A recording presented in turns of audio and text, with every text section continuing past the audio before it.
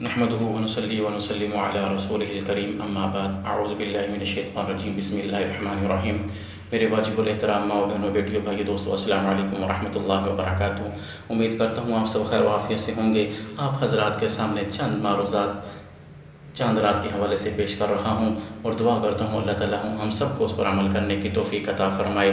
میرے بھائیو دوستو، رمضان المبارک کے بابرکات مہینے کے اختتام کے بعد یکم شوال کو پوری امت مسلمہ عید الفطر کی خوشیاں مناتی ہے۔ عید اللہ تعالیٰ کی طرف سے روزے داروں کے لیے ایک تحفہ ہے۔ ویسے تو عید ہر مسلمان مناتا ہے، لیکن حقیقی عید یاد رکھنا، حقیقی عید اسی کی ہوتی ہے جو اللہ اور اس کے رسول کو راضی کرنے میں کامیاب ہوتا ہے۔ یہ بات ضرور یاد رکھیے گا۔ رمضان المبارک میں ہر مسلمان روزوں کے ساتھ فرائض کا اہتمام بھی کرتا ہے، 5 وقت کی نماز بھی ادا کرتا ہے، گناہوں سے بچنے کی کوشش بھی کرتا ہے، لیکن جب اس کے عبادت کا صلہ ملنے کا وقت آتا ہے تو ہم اللہ کے دربار میں کیا ہوتے ہیں؟ غیر حاضر۔ جیسے ہم پورا مہینہ پیسوں کے لیے کام کرتے ہیں اور تب جا کر ہمیں اس کا صلہ ملتا ہے۔ تنخواہ کے پیسوں سے ہم اپنی ضروریات زندگی پوری کرتے ہیں، اگر ہمیں تنخواہ نہ ملے تو ہمارا دنیاوی نظام درہم برہم ہو جاتا ہے۔ بالکل اسی طرح ہم رمضان المبارک کے پورا مہینے میں روزے رکھتے ہیں، عبادات کرتے ہیں، لیکن جب اجر و ثواب لینے کی وقت آتا ہے تو ہم بازاروں کا رخ کر لیتے ہیں اور گناہ کے کاموں میں مشغول ہو کر اپنے مالک کو ناراض کر بیٹھتے ہیں۔ پھر شکایات کرتے ہیں کہ گھر کے حالات اچھے نہیں ہیں، برکت نہیں ہے، دل بے چین رہتا ہے۔ ہم اپنے ہی بنے ہوئے جال میں پھنس جاتے ہیں۔ عید خوشیوں کا نام ہے، مگر ہم عید نئے کپڑے پہننے اور پکنک منانے کو سمجھتے ہیں، اور زیادہ تر تو لوگ تو کہتے ہیں، سنا ہوگا آپ لوگوں نے بھی، ہماری تو عید ہی نہیں ہے، عید تو صرف بچوں کی ہوتی ہے۔ یہ کہنا غلط ہے۔ عید اللہ تعالیٰ کی طرف سے ہمارے لیے انعام ہے۔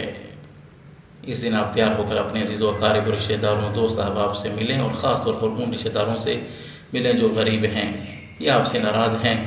دل میں نیت کریں کہ آج کے بعد دل میں کوئی بغض و حسد نہیں رکھیں گے، اور یاد رکھیں عید منانے سے یا بازاروں کی طرف کرنے سے ناچ گانے اور رب کی نافرمانی کرنے میں لگ جاتے ہیں، اور رمضان المبارک کے مہینے میں کمائی ہوئی ساری نیکیوں پر پانی پھیر دیتے ہیں۔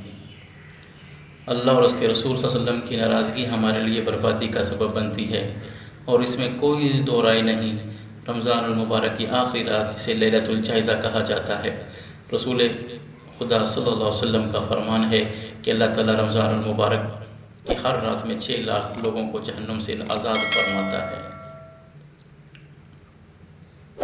اللہ رب العزت دوزخ سے رہا فرماتا ہے، اور رمضان المبارک کے پورے مہینے میں جتنے گنہگاروں کو رات میں جہنم سے آزاد کیے جاتے ہیں۔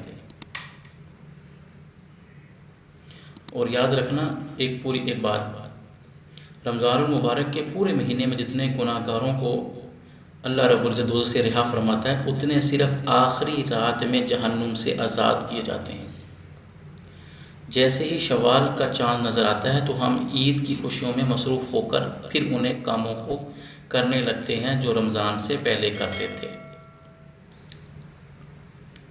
حتیٰ کہ کئی نیک اور پرہیزگار لوگ بھی چاند رات کی فضیلت کو بھول جاتے ہیں۔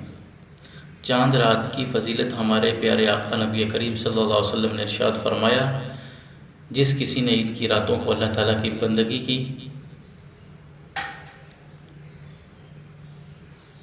اور عبادات میں گزار دی، یعنی فرض نماز کے ساتھ نوافل ادا کرتے رہے، فرض نماز کے ساتھ، یا قرآن کریم کی تلاوت کی اور گناہوں کے کاموں سے وہ دور رہا، تو کل قیامت کے دن اللہ تعالیٰ اس کے دل کو سکون اور اطمینان سے بھر دے گا۔